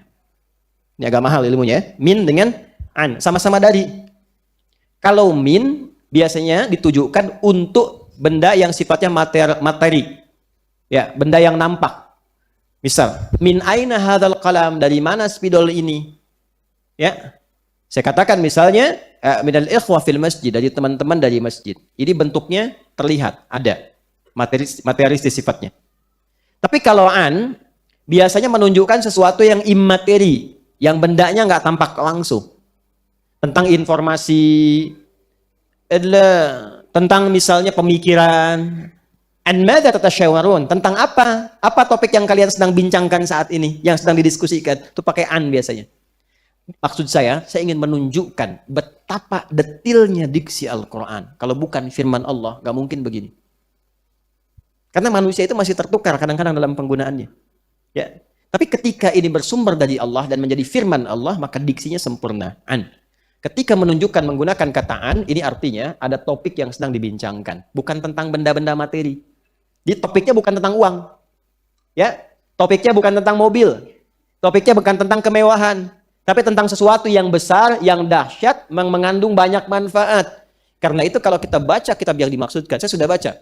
Maka pesan yang tampak dari huruf an ini saja memberikan kesan kepada kita, orang Islam, orang beriman itu. Kalau mau diskusi, mau bicara, mau ngobrol, maka cari topik-topik yang melahirkan manfaat. Itu maksudnya. Cari hal-hal besar. Jangan ngobrol yang kecil-kecil. Apalagi yang nggak ada pentingnya. Ya, membahas sesuatu yang nggak ada manfaatnya. Untuk kita saja nggak ada manfaatnya. Ngobrol sampai dibikin status. Di status orang malah ribut orang lain. Yang bikin status orang lain, yang ribut orang lain. Ya. Cuma tentang, tanah kusir macet ya. Jawab di sini, emang kenapa? Oh, tadinya nggak begitu, gara-gara lampu merah begini. Apakah bermanfaat pada kehidupan yang sedang dirasakan? Tidak. Di insan beriman itu ciri khasnya. Kalau ngobrol apapun, pasti ada manfaatnya. Itulah sebabnya kalau kita ngaji hadis itu kadang-kadang nggak langsung kepada matan, kepada isi informasinya. Sanad itu kadang penting. Ya, teman-teman pernah dengar hadis Jibril nggak? Hadis Jibril. Ya, itu kan viral ya. Di Al-Arba'in itu posisi nomor 2 kan, tentang malaikat datang menyamar ke majlis Nabi. Kalau kita baca dari sanadnya itu menarik. An Abi Hafsin Umar bin Khattab radhiyallahu taala anhu qala Ya, hadis ini disampaikan dari riwayat Umar bin Khattab radhiyallahu taala anhu. Beliau menyampaikan, "Bainama nahnu julusun 'inda Rasulillah sallallahu alaihi wasallam, ittala 'alaina rajulun shadidu bayadhi thiyabi, shadidu sawadi sya'ri, la yura 'alaihi atharu safari, wa la na'rifuhu minna ahadun, wa la ya'rifuhu minna ahadun." Fajalasa ila an-nabiy sallallahu alaihi wasallam, fa asnada rukbatayhi ila rukbatayhi, wa wada'a kaffayhi ala fakhidhayhi, faqala, baru di sini isinya, "Ya Muhammadun akhbirni 'anil Islam." Kadang orang langsung masuk ke isinya tentang Islam, iman, dan ihsan. Plus tanda-tanda kiamat. Nggak dibahas awalnya. Padahal awalnya itu kalimatnya mahal banget. Bainama nahnu julusun 'inda Rasulillah. Ketika kami sedang duduk-duduk santai bersama Rasulullah. Ini mahal kalimat ini. Di sahabat mulia itu, duduk santainya aja. Dicari orang yang terbaik. Cari orang termulia. Karena orang soleh, orang mulia, orang baik itu, kalaupun cuma santai, candanya pun pasti ada manfaatnya. Tertawanya pasti ada hikmahnya. Ya, bahkan dalam setiap tampilannya pun pasti ada pesannya. Orang dulu tuh begitu, kalau memang mau baik, jangan nanggung. Nah, dekati segala yang mungkin menjadikan kita lebih baik. Itu poinnya. Itu baru satu kalimat, bainama nahnu julusun 'inda Rasulillah. Dan kalimatnya menggunakan kata julus. Tadi saya terangkan di awal kan. Carilah orang-orang yang senantiasa mengangkat kemuliaan kita di hadapan Allah. Kalau belum mampu, belum mendapati, kita yang berusaha baik. Di keluarga, udah. Bapak jadi baik. Ibu jadi baik. Maka anak-anak akan terangkat baik. Insya Allah. Ya. Kalau istri sendiri belum baik, perbaiki. Jangan cari istri orang. Ibu juga begitu. Maaf ya. Yo. Halo? Ini baru an. Kemudian yang kedua, ma. Kenapa alifnya dihilangkan? Kalau secara kaidah gramatikal kita belajar nahu, banyak sekali alasannya. Supaya membedakan dengan ma mausul dengan ma istifham. Kemudian di kafratul isti'mal banyak. Tapi kalau belajar ilmu balaghah, salah satunya ma untuk menunjukkan sesuatu yang cepat dan dahsyat yang sedang terjadi.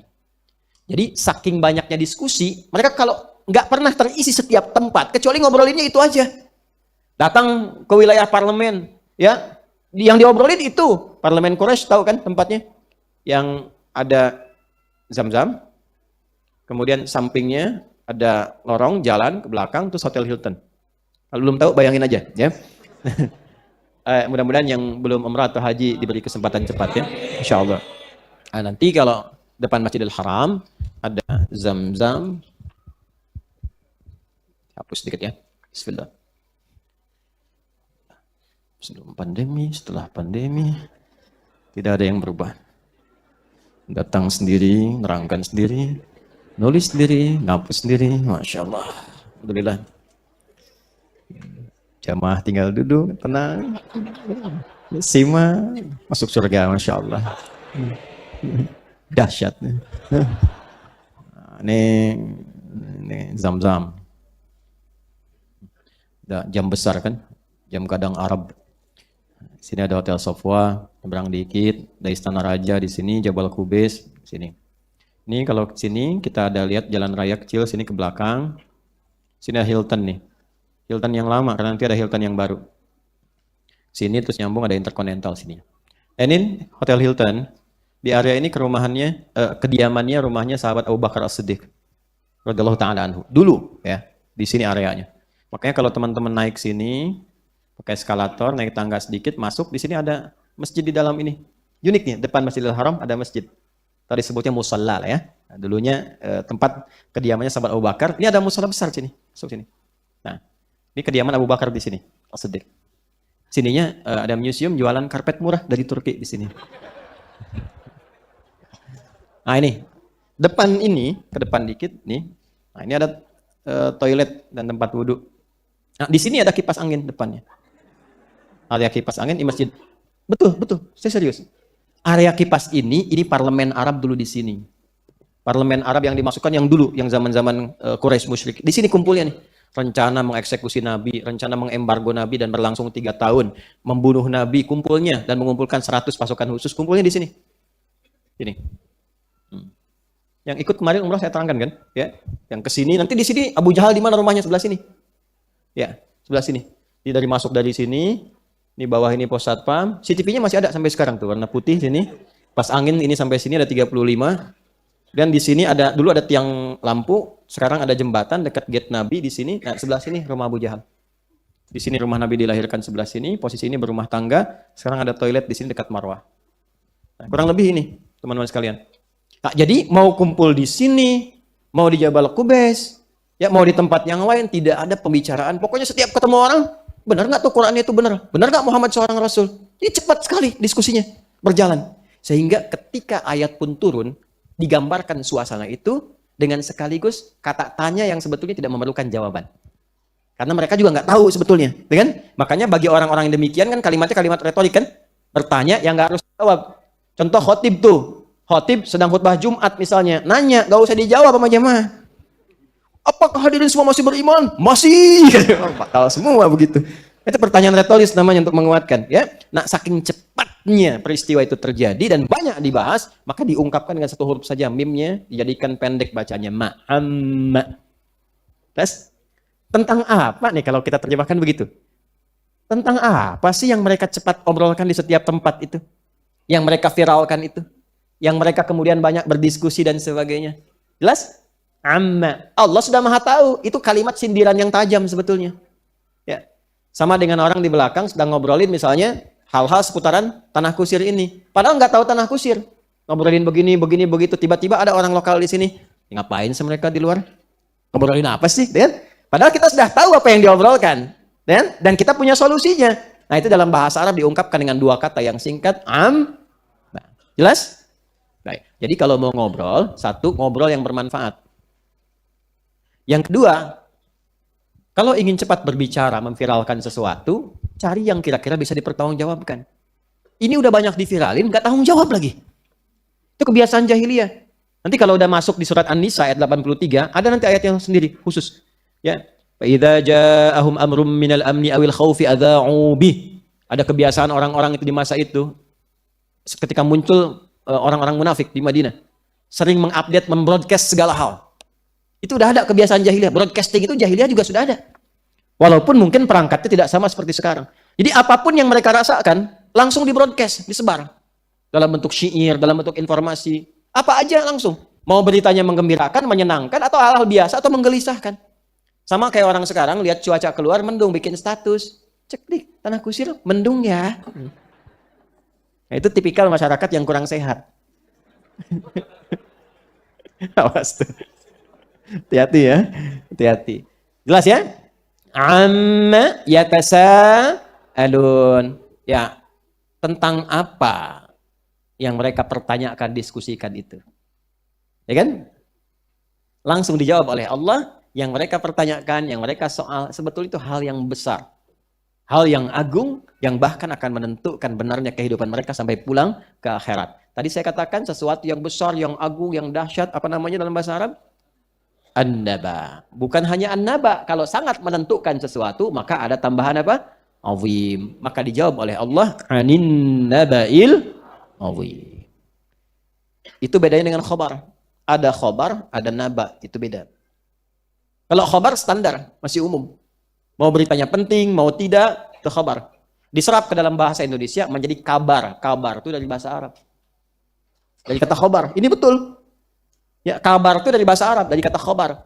Makanya kalau orang tanya kabar, kadang-kadang kan umum. Dia mau peduli, mau tidak, yang penting tanya dulu, apa kabar? Ya kan? Kadang-kadang nggak peduli jawabannya. Sehat, baik, yang penting pembuka aja, apa kabar? Tapi kalau naba tidak begitu. Ya, makanya nggak ada orang bilang kan, apa naba? Nggak ada kan? Ya, karena nggak setiap saat bisa terjadi. Ya, amma yatasaalun anin naba'il azim. Apa sih yang kalian sedang bincangkan itu? Diskusikan itu. Yang ramai di setiap tempat. Mengisi di setiap ruang itu. Ya? Baik. Sebetulnya yang kalian sedang tanya-tanya itu hal yang penting. Yang pokok. Yang menentukan kata Allah. Kalimat yang disampaikan kepada mereka. Kalau tidak disebutkan siapa orangnya. Siapa tokohnya. Kapan kejadiannya. Ini menunjukkan yang penting itu masih berlaku untuk orang-orang di masa berikutnya. Karena itu kalimat an-naba'ul azim. Anin naba'il azim. Semua yang disampaikan di ayat ini. Bukan hanya untuk orang di masa lalu. Untuk kita pun masih berlaku. Contoh, maaf, mereka tidak ingin hari kiamat karena akan dipertanggungjawabkan. Maka sampai sekarang pun berlaku hukumnya. Apa yang kita kerjakan sekarang, satu saat pasti akan dipertanggung. Maka hati-hati. Jelas? Nabi dulu Rasul, sekarang pun tetap Rasul. Sekalipun beliau telah wafat, maka risalah beliau menjadi bagian dari kita dan kewajiban kita untuk mengikutinya. Tidak ikut, dipertanggungjawabkan. Dulu Quran ada? Ada. Sekarang ada? Ada. Qurannya beda nggak? Sama. Hurufnya sama. Ayatnya sama. Maka mu'jizatnya pun serupa. Kalau dulu orang belajar Quran jadi baik, orang sekarang pun belajar Quran pasti baik. Dulu orang belajar Quran jadi sukses. Orang sekarang pun kalau ngajinya benar, pasti sukses. Persoalannya mungkin ada orang ngajinya kurang tepat. Ada orang tidak masuk kepada pemahaman. Ada orang tidak praktekkan. Makanya tidak meraih seperti orang dulu mendapatinya. Karena itu ketika disoal An-Naba'ul Azim, di antara tafsirnya itu Al-Quran. Makanya kalau kita ngaji ayat ini, Anin Naba'il Azim, hal pertama yang harus kita tanyakan pada diri kita adalah, sudah siap belum kalau sekarang wafat mempertanggungjawabkan diri kita di hadapan Allah? Yang kedua, benar nggak kita umatnya Rasulullah? Yang ketiga, sejauh mana Quran kita jadikan panduan dalam berkehidupan? Katanya imamnya Quran. Katanya petunjuknya Quran. Katanya kita yakin dengan Quran. Ya kalau beriman dengan Quran, jangan setengah-setengah. Yu'minuna bi ba'd wa yakfuruna bi ba'd. Seenaknya aja, kalau sedang senang, ambil. Kalau nggak cocok, tinggalkan. Bukan begitu. Ya, ujung kepala sampai ujung kaki, jadikan Quran sebagai panduan dalam kehidupan kita. Maka itu yang disebut kesempurnaan iman. Halawatul iman akan diraih di akhirnya. Jadi kalau kita ngaji amma yatasaalun, jangan kita hanya dapatkan, oh topiknya harus penting, orang dulu berselisih, orang dulu ribut begini, jangan sampai terjadi di masa kini. Anin naba'il azim, langsung koreksi diri. Jelas? Baik. Alladzi hum fihi mukhtalifun. Ini menegaskan yang tadi. Baik, pelan-pelan. Hum di sini dijelaskan nggak siapa? Mereka berselisih, mereka berdebat. Merekanya siapa? Disebutkan orangnya. Disebutkan detailnya. Tidak. Maka berlaku kaidah tafsir, akan terjadi lagi kisah-kisah itu di masa depan. Dijangankan di masa dulu, sekarang pun pasti akan ada yang menyoal kerasulan Nabi Muhammad SAW. Ada yang tidak suka dengan Nabi Muhammad sekarang? Ada yang menjelekkan Nabi sekarang? Ada yang menuduh Nabi sekarang? Katakan pada mereka, Anda ketinggalan zaman. Dulu pun sudah ada yang seperti Anda. Dan yang kayak Anda udah diberitakan di Al-Quran. Baik. Dan biasanya orang-orang yang berubah menjadi lebih baik. Dan kita mohon sama Allah, jadikan itu sebagai asbab hidayah untuk mereka. Indahnya di situ. Ada yang sekarang menyoal Quran? Ada. Ada yang senang berdebat sekarang? Ada yang takut mati sekarang? Ada. Sama. Dulu juga ada yang begitu. Tak siap pulang karena tak siap bekal. Orang tak siap bekal, takut untuk pulang. Jelas? Baik. Kalau masih ingkar juga dengan semua itu, kata Allah, kalla saya'lamun. Kalla. Sudah belajar kan? Masih ingat? Berapa kali disebutkan? Padahal ini materi pertemuan kita pertama. Salah satu ciri ayat Makkiyah, ada kalimat apanya? Kalla. Kalla. Jangan pernah bersikap begitu. Awas. Apalagi mengaku beriman. Kalla. Sering diartikan sekali-kali tidak. Gitu kan? Bahasa tegasnya begini. Jangan pernah bersikap begitu. Jangan jadi anti Quran. Jangan jadi anti Nabi. Jangan mencela Nabi, jangan menjelek-jelekan Nabi. Ya, kalau Anda tidak mau terima, itu pilihan Anda. Tapi tidak menerima itu tidak harus mencela. Kan Nabi nggak musuhin Anda. Kan? Kadang-kadang banyak tipikal orang aneh. Kenal juga tidak, tapi sudah musuhin. Ya kan? Ketemu aja nggak pernah, tapi sudah nuduh. Kalau kalimatnya umum akan ditemukan yang seperti itu. Akan ditemukan. Ya, kata Quran, jangan jadi orang aneh. Kalla, jangan begitu. Ya, katanya yakin mau meninggal. Katanya pasti akan meninggal. Katanya pengen ke surga. Tapi nggak siap-siap untuk meninggal dan untuk masuk surga itu. Kalla, jangan begitu. Katanya takut neraka. Tapi mengerjakan perbuatan yang menyerumuskan ke neraka. Kalla, jangan begitu. Sudah tahu mencuri itu salah, masih mencuri. Kalla, jangan begitu. Sudah tahu korupsi itu dilarang, masih korupsi. Kalla, jangan dikerjakan, jangan begitu. Kalau masih begitu, saya alamun. Cepat atau lambat, kamu akan rasakan, kamu akan tahu. Ya, kamu pasti sadar. Ada sa dengan saufa itu beda. Kalla saufa ta'lamun. Thumma kalla saufa ta'lamun. Yang ini kalla saya lamun. Thumma kalla saya. Apa bedanya? Kalau saufa, itu kesan yang ditampilkan jedaknya masih terlihat agak panjang. Walaupun pasti terjadi.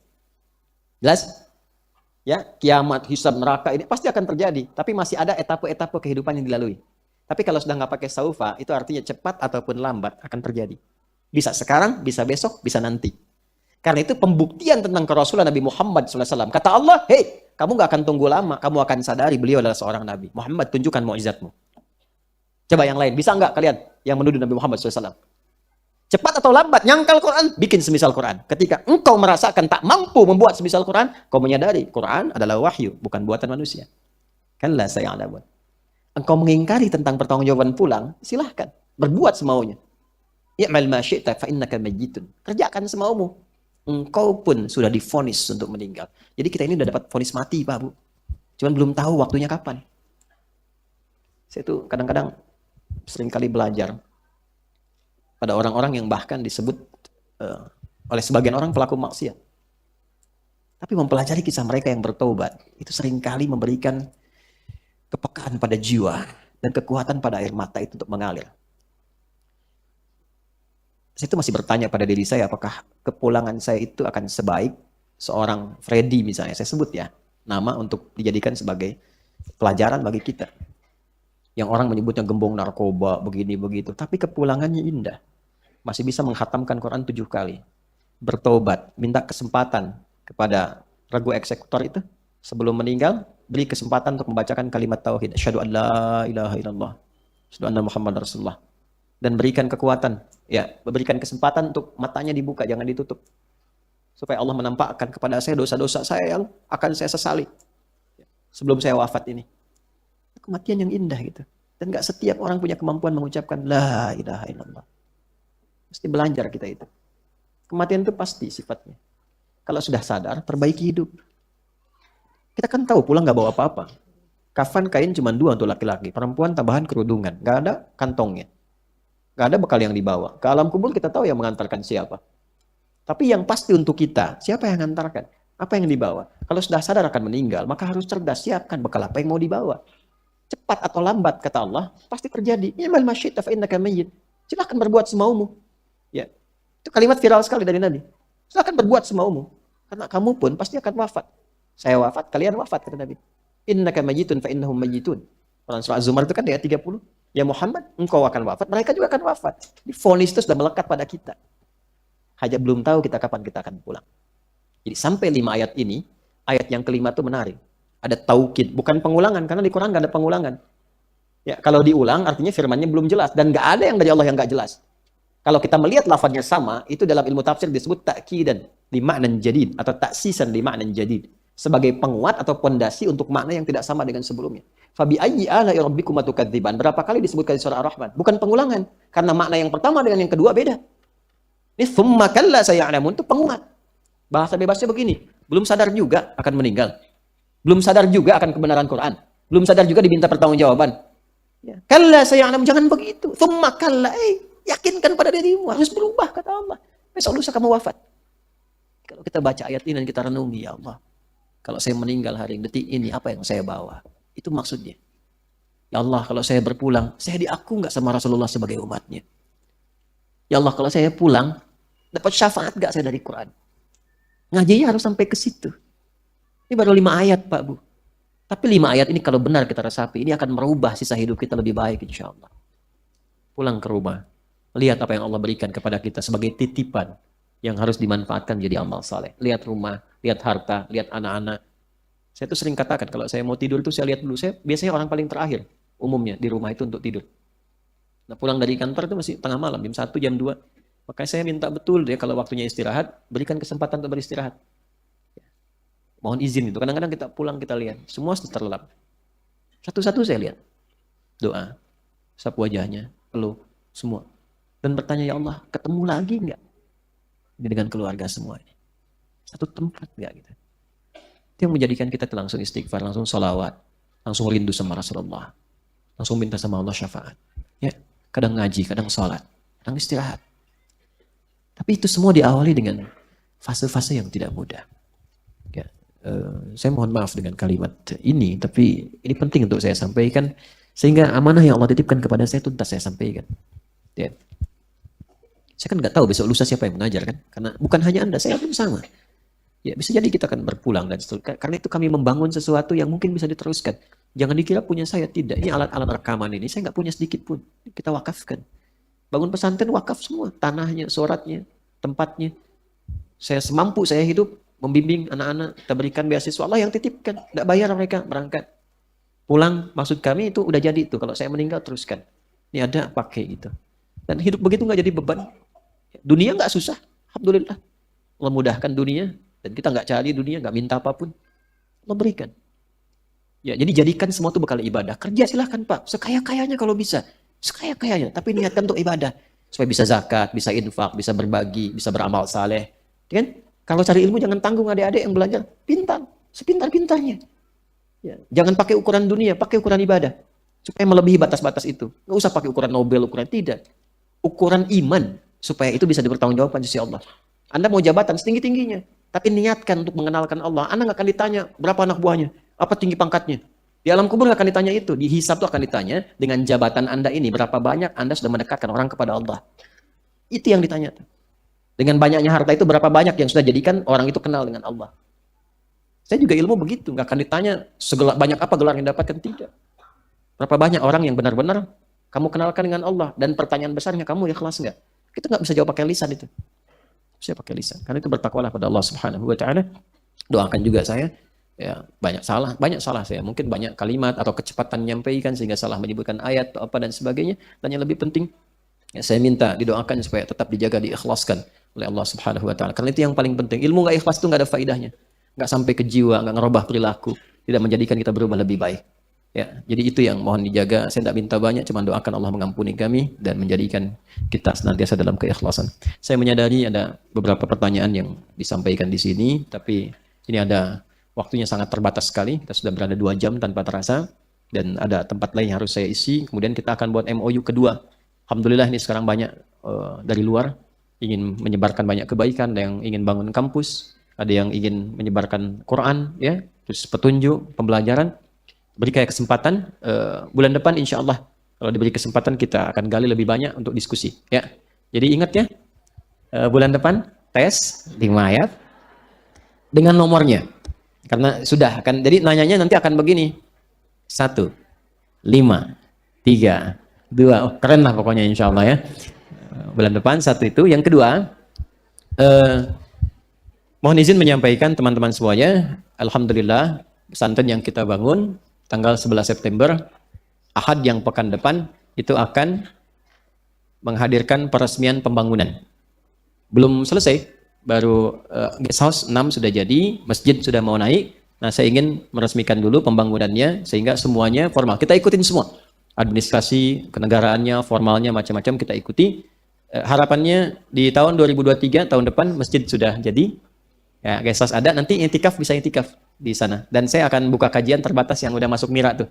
Kita undang ke sana, ya kita belajar, mungkin nginap ya, 2 hari, 3 hari, dan nanti bisa pulang. Jadi belajarnya lebih bisa mendalam. Malamnya bisa sholat bareng-bareng gitu kan. Nanti bisa diskusi, bisa macam-macam. Insya Allah. Dan 2024, ya anak-anak sudah mulai bisa belajar di situ. Dan penerimaan pertama hanya 40 orang. Jadi selama setahun persiapan itu akan saya asuh langsung. Ya, jadi sudah dibuka penerimaan bagi yang ingin mendaftar, anak-anak ya Pak ya, bukan orang dewasa, yang belajar formal, silahkan langsung datang ke Kiai Quantum Akhyan Institute di Bekasi. Usianya berapa? Usia kurang lebih 12 atau 13 tahun, lulus SD di tahun 2024. Ya, lulus SD tahun 2024. Atau yang masih rentang usia 12-13 tahun. Gak apa-apa kalau sekarang masih kelas 4, kelas 5, gak ada masalah. Daftarkan, nanti selama dia belajar di SD itu, sampai ke tahun dia masuk ke sana, akan mendapat pendampingan langsung dari saya. Setiap Sabtu Ahad ketemu saya, ya, di waktu-waktu tertentu, persiapan memantapkan Quran, karena masuk pesantrennya harus hafal Quran 30 juz. Ya, jadi dapat pembinaan terlebih dahulu. Hanya 40 orang yang diterima. Yang pertama ini, kita bukan mau mencari dunia, kita mau cetak ulama di situ. Ya, tersambung nanti belajar, selesai, sudah diinisiasi, insya Allah nanti sanad Qurannya 30 juz, wisudanya di Mekah, dan sanadnya tersambung ke Imam Masjidil Haram. Itu untuk Quran. Ya, alhamdulillah sudah diinisiasi, sudah oke semua. Kita udah buat MOU. Ya, insya Allah dengan Yayasan An-Nabaul Azim. Kemudian ilmu-ilmunya juga yang lain sedang kita siapkan sekarang. Jadi prakteknya kita riset, langsung berangkat. Jadi kalau misalnya yang mengenal peradaban Islam di Spanyol, langsung ke Spanyol, bawa anaknya ke sana. Ya, mengenal kampus pertama di Korawen, Tunisia, berangkat dengan mereka ke sana. Ya, belajar, lihat nih kampus dulu pertama dibuat, jamnya begini. Jadi mereka tuh belajar pengetahuan real dengan tempatnya secara langsung. Ya. Dan bagaimana biayanya? Tidak, konsep kami apa yang saya punya saya berikan dulu. Baru selebihnya kalau masih ada biaya, Anda tambahkan, kalau nggak ada beasiswa semua. Gratis. Saya bangun tuh bukan untuk bisnis. Saya bangun betul untuk mewakafkan diri, membentuk ulama sehingga negara juga bangsa mendapatkan manfaatnya. Jadi MUI nggak kurangan stok. Benar-benar ulama, bukan hal-hal yang tidak kita harapkan. Karena itu kalau teman-teman mau bantu untuk kita semua berwakaf, silahkan sama-sama wujudkan. Dan saya mengatakan itu milik kita semua, bukan milik 1-2 orang.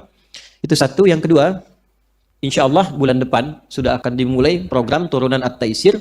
Kita bikin markaz khusus Quran yang poros Indonesia Mekah. Ya, namanya Markazul Hidayat li Khidmatil Quranil Karim. Sebentar lagi akan diresmikan dan programnya tadabbur Quran dengan menggunakan metode 5 ta. 5 ta, ada tamhid, ada tilawah, ada tafsir, ada tadabbur, ada tazkiyah. 5 ini dibimbing langsung oleh guru-guru utama, ada yang dari Yaman, dari Mekah, profesor-profesor, dokter, ahli tafsir, termasuk saya ada di dalamnya dan terkoneksi ke 100 negara. Nanti ini Quran akan dibawa ke rumah, buku-buku ini akan dibagi nanti, ya, dan diterjemahkan dalam bahasa Indonesia. Jadi kurikulum, ya, jadi manhaj, jadi muqarrarnya. Dan ini semua disepakati insya Allah, nggak ada perbedaan di sini. Mau mazhab apapun sama, kan Qurannya sama. Ya, baik, ini nanti insya Allah kita akan praktikkan. Dan yang terakhir adalah insya Allah akan ada program Semesta Al-Quran. Ya, akan kita buka mungkin bulan depan. Di situ kita akan mulai meluncing semua, setiap wilayah itu ada ahli Qurannya. Kita akan bagikan gratis paket bukunya. Sedang kita cetak sebanyak-banyaknya, itu yang cetak paket program At-Taisir. Dan adik-adikku, teman-teman yang di kampus, jangan tertinggal. Karena nanti dasarnya akan dimulai dari kampus. Ya, kampus-kampus kita harapkan sambil kuliah, sambil menghafal Quran, lulus IPK 4 dan jadi seorang hafidh Quran. Hafidh Quran. Nggak cukup dengan amin, ikut dulu aja ya. Programnya gratis kok, gratis nggak bayar, dikasih buku, 3 paket, dibimbing, ya, kurang apa lagi gitu kan. Nah, kalau belum mampu untuk sadar ya dengan cara apa lagi kita mesti memberikan perhatian. Saya kira itu yang bisa disampaikan. Mohon berikan saya akses lebih cepat untuk berpamitan, supaya bisa memberikan kesempatan pada yang lain seperti Anda nyaman mendapatkan kajian kesempatan kali ini. Allahumma taqabbal minna innaka antas sami'ul alim. Tub 'alaina innaka antat tawwabur rahim. Nahmaduka ya Allah hamdan syakirin kama 'allamtana. ونشكرك شكرا كما علمتنا أن نشكرك أنت المقدم أنت المؤخر بيدك الخير إنك على كل شيء قدير وصلي ونسلم على حبيبك الكريم رسولك المصطفى الأمين سيدنا محمد وعلى آله وصحبه أجمعين اللهم اجعلنا من أهل القرآن واجعل القرآن صاحبا لنا في الدنيا ونورا لنا في القبور وشفيعا لنا في الآخرة يا أرحم الراحمين تقبل منا جميع أعمالنا الصالحة وفقنا في أعمالنا وعمرنا وعبورنا وصلى الله على سيدنا محمد وعلى آله وصحبه أجمعين وآخر دعوانا سبحانك اللهم وبحمدك أشهد أن لا إله إلا أنت نستغفرك ونتوب إليك والحمد لله رب العالمين السلام عليكم ورحمة الله وبركاته